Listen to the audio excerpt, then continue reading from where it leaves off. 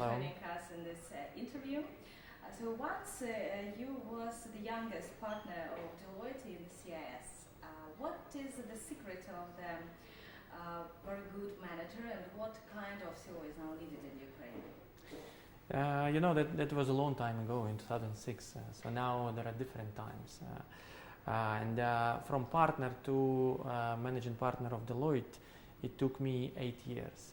So now I can really say what is the difference between just being a partner and being the leader of the organization. And to me, I think something that is important for the leader and for CEO is the ability to unite the team around certain values, around certain idea that is common for the group of people. So I think very similar to what happened with Ukraine and with the nation, 9 months ago in January and February, when we unite around the idea.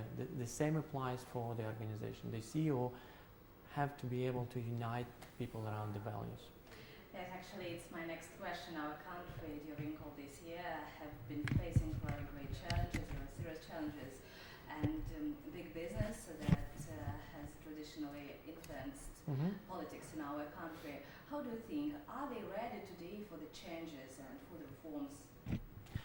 I think that's a really good question, because I think people who now came in charge as the president, the prime minister, the cabinet of ministers, I think these people, they clearly understand that the change is inevitable. The country will either succeed if there are changes or they will not. I think if we look at the business community, it kind of split. I see a number of people with whom I interact that they are ready for changes. They want to become a transparent business, be able to work with the European Union. I think still there are some businesses that might not be ready for changes because they have not worked in this transparent environment.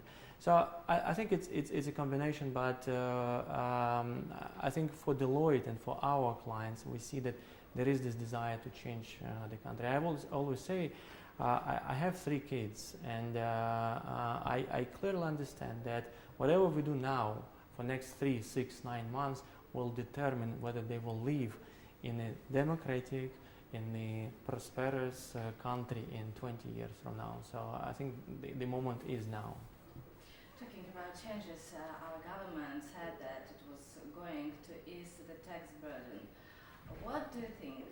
Taxes in Ukraine, are they really so high, and do Ukraine really has so many taxes compared to other countries? My view is that administration of the taxes is indeed more difficult than in other countries. But if we talk about the number of taxes and the taxes itself, I think the issue is not with taxes, but the issue is with the base to which you apply.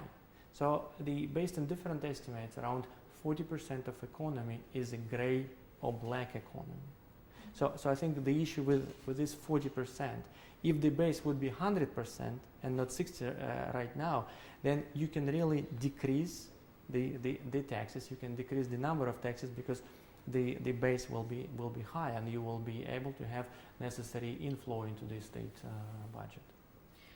One of the bad trends of this year is the fact that investors have fled Ukraine. Was it connected to the conflict in the East, largely connected to the conflict in the East, or maybe to the stagnation of the reforms? What do you think? I think both factors influenced. When talking to my clients, it is clear then whenever they apply for additional financing or for attracting financing, the majority of international banks will say, look, we are closed until the war ends. And this is kind of logical. You would not invest in the country where you have such a high risks and pretty much the war situation. What I think will happen within the next 2 or 3 months is a bit more than a week ago we had a new parliament, we had a new government. So now I think this is the time when the countdown started. And I think in 100 days the good manager good CEO, let's call it, can already show whether he or she is moving into the right direction or wrong direction. So I think in this 100 days from now, the investors will feel whether they have the belief in what is happening. Because now what they see that there are people that speak in English. They now see that there are people who say right things, the things that they want to hear. So now the question is, are they able to deliver and make a change? And so my view is that March, maximum April, will be the time when it will be decisive. If it happens, I'm sure the situation will change, even if situation in East is kind of in a frozen stage. So in March or in April, we can expect that investors could come back, yes? I think this is the time when they will be able to decide, are they ready to consider Ukraine or not. So the issue is that I think this government does have no other choice but to show quick wins, to show that they are moving into the right direction. And then I think the investors will start looking back into the country. And when could the Ukrainian companies start thinking about IPO again? Realistically, not in 2015. It might be 2016 or later.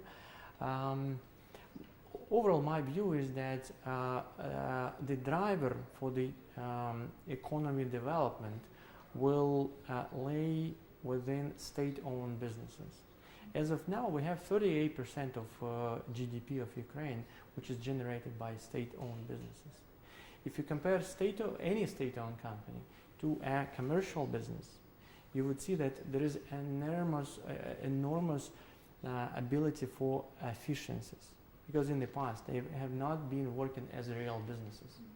So my view is that efficient governance, efficient management of state-owned entities will be able to lead the development of economy. Commercial businesses will also be able to catch up, but I think 2015, 2016 will be very difficult years for economy. It will not start, growing at a fast pace. That's why IPO, I think, are not likely until the end of 2016 and probably 17.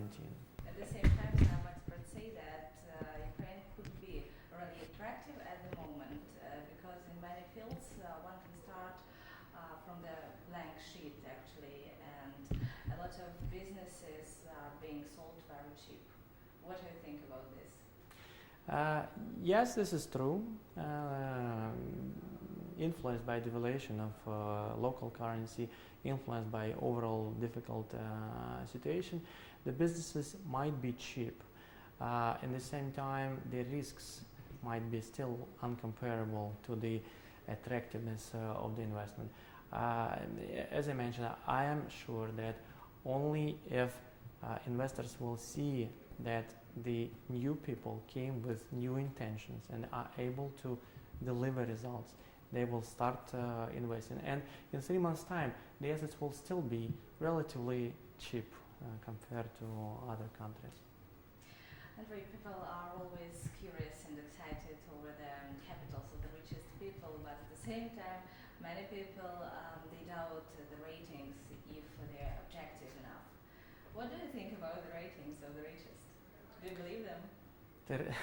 I'm an auditor, and I can believe in something that I or Deloitte audited. So I think what I can trust if I look at the entities that are publicly listed.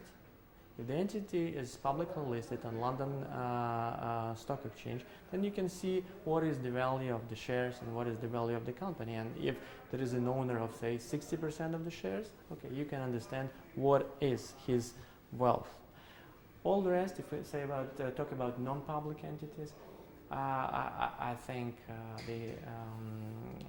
our businesses' financial statements are not yet transparent to be able to really draw conclusions. I think you can say whether this person has billions or hundreds of millions. I think in that range you can conclude, but not the exact number. I guess it's for Ukrainian when we don't know actually if it is a billionaire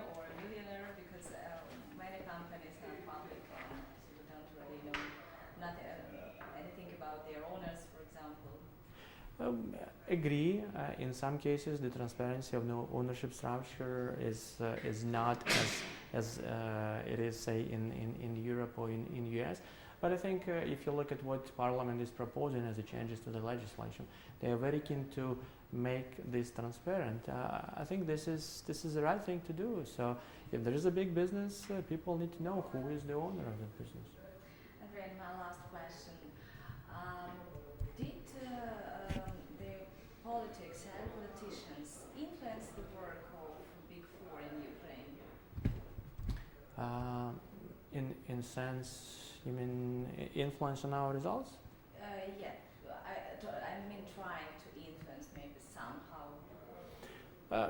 What I can say is that these days Deloitte and other big four companies are very willing to assist people who came in charge into the ministries, into the government, to help to make the changes. So this is indeed happening. But I think that we are able to somehow influence on what are the laws that are being enacted, what is being done. So I think it's a bit different. So we are asked to help rather than we've been asked to do something that would, say, contradict to what we want to make. So I think this is a very unique situation.